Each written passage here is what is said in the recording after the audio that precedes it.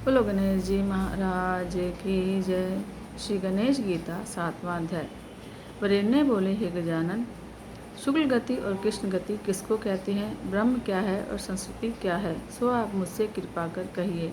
श्री गणेश जी बोले, हे राजन, अग्नि के अभिमानी देवता और ज्योति के अभिमानी देवता, देवाभिमानी देवता और शुक्ल पक्ष का अभिमानी देवता और अंत में उत्तरायण के सन्मासा अभिमानी देवताओं का आश्रय करके जो चलते हैं वह शुक्ल गति कहलाती है। और धूमाभिमानी देवता, रात्रि अभिमानी देवता, कृष्ण पक्ष अभिमानी देवता, चंद्र ज्योति और अभिमानी देवता, षण्मासा अभिमानी देवता को आश्रय करके जो गमन करते हैं वह कृष्ण गति कहलाती है। इन्हीं दोनों गतियों से ब्रह्म और संसार की प्राप्ति होती है।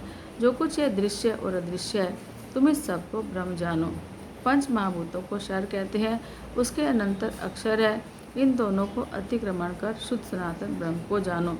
अनेक जन्मों की संस्कृति को आवागमन कहते हैं, यानी अनेक जन्मों के ऐश्वर्य को आवागमन कहते हैं। इस संस्कृति को वे प्राप्त होते हैं जो मुझे नहीं गिनते। जो मुझे सम्यक प्रकार से उपासना करते हैं वे परब्रह्म को प्राप्त होते हैं। ध्यान, पूजन और पंच अमृत आदि तथा स्नान, वस्त्र, अलंकार, उत्तम प्रकार, गंध, पुष्प, दीप, नैवेद्य, फल, तांबूल, दक्षिणा आदि से जो मेरी पूजा करता है, भक्ति और एकाग्र मन से जो मेरा भजन करता है, मैं उसके मनोरथ पूरे करता हूँ। इस प्रकार प्रतिदिन भक्ति से मेरे भक्त मेरी पूजा करते हैं। अथवा स्थिर चित्त से मानसी पूजा करे, अथवा फल, पत्र, पुष्प, मूल, जल से जो यत्न करके मेरी पूजा करता है वह इष्ट फल को पाता है। तीनों प्रकार की पूजा में मानसी पूजा श्रेष्ठ है। वह भी यदि कामना रहित होकर की जाए तो अति उत्तम है। ब्रह्मचारी, गृहस्थ अथवा वानप्रस्थ या सन्यासी अथवा जो कोई एक मेरी पूजा को करता है वह सिद्धि को प्राप्त होता है। और मुझे छोड़कर और मुझसे द्वेष कर जो और देवता का भक्ति से पूजन करता है, हे राजन, अथवा मेरी पूजा विधि से न करके और देवता का या मेरा द्वेष पूजन करके करता है, वह 1000 कल्पवर्ष तक नरक में पड़कर सदा दुख भोगता है।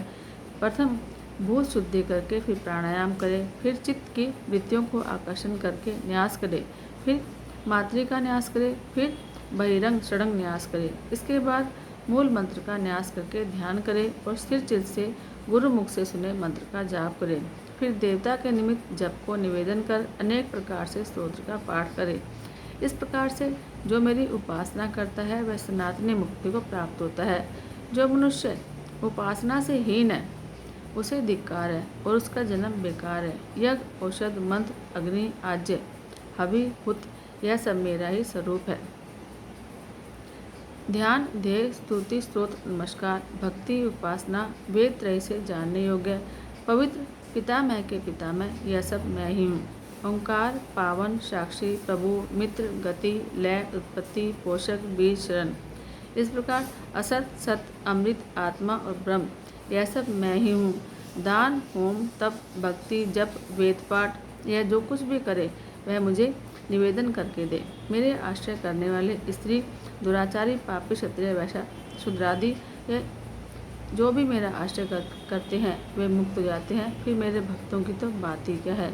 मेरा भक्त यह मेरी विभूति जानकर कभी नष्ट नहीं होता। मेरे प्रभव, उत्पत्ति और मेरी विभूतियों को देवता और ऋषि भी नहीं जानते। मैं अनेक विभूतियों से विश्व में व्याप्त होकर स्थित हूँ। जो जो इस लोक में तेजयुक्त और श्रेष्ठतम है वह सब मेरी विभूति है। बोलो गणेश जी महाराज की जय।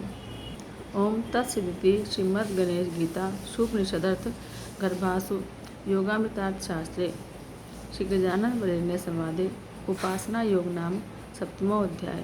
जय जय श्री गणेश, जय जय श्री गणेश, जय जय श्री गणेश।